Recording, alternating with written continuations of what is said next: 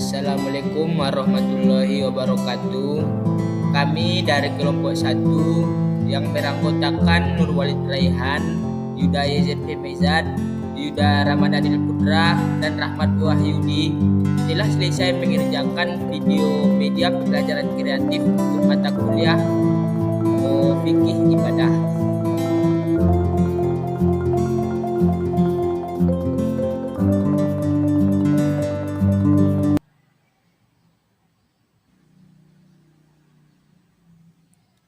Yang pertama ialah pengertian ibadah. Ibadah ialah perbuatan atau pernyataan bakti terhadap Allah Subhanahu wa taala yang didasari oleh peraturan agama.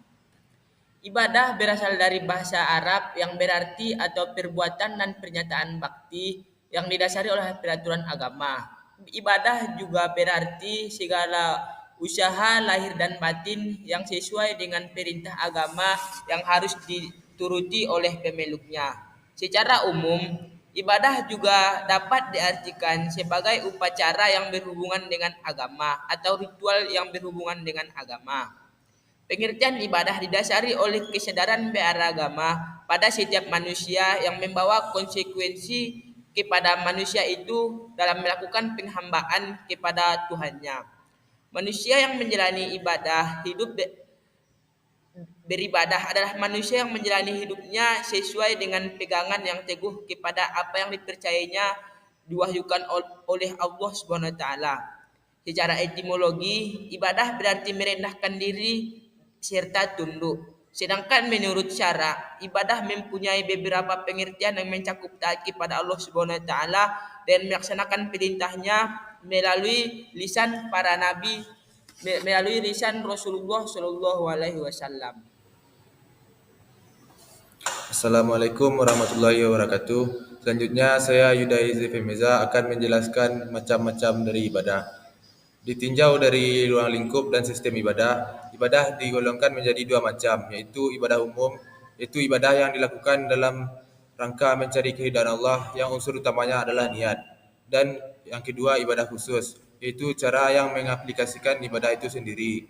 Ibadah khusus ini bersifat mutlak atau tetap yang ditentukan oleh Allah SWT dan Nabi Muhammad SAW. Dari pernyataan di atas dapat kita tarik kesimpulan bahawa ibadah umum dan ibadah khusus itu saling berkaitan, di mana ibadah umum merupakan niat dan ibadah khusus merupakan pengerjaannya.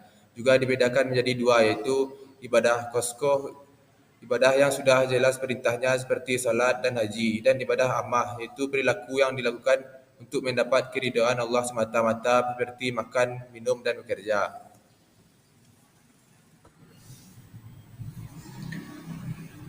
Baik, saya Rahmat Wahyudi akan melanjutkan materinya yaitu syarat dan rukun diterimanya ibadah. Ibadah sangat erat kaitannya dengan iman. Iman itu bersifat abstrak dan ibadah itu yang membuatnya nyata. Agar diterimanya ibadah tersebut harus terpenuhi dua kriteria yaitu ikhlas karena Allah, kedua mengikuti tuntunan Nabi SAW. Jika tidak terpenuhi satu saja di antaranya keduanya, maka ibadahnya akan tertolak.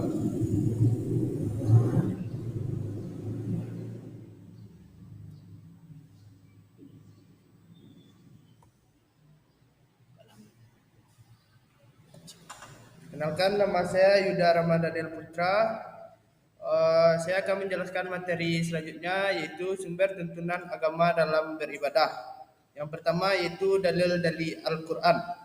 Salat dan zakat diwajibkan karena ada dalilnya dalam Al-Quran. Contohnya Quran surat Al-Baqarah ayat 43. Yang kedua yaitu dalil dari hadis. Misalnya mengucapkan salam adalah ibadah karena adanya dalilnya dalam hadis. Yang ketiga yaitu ijma'. Misalnya pengangkatan Abu Bakar menjadi khalifah karena adanya ijma' ulama. Yang keempat yaitu qiyas. Pengharaman minuman keras karena efeknya sama memabukkan dengan khamar.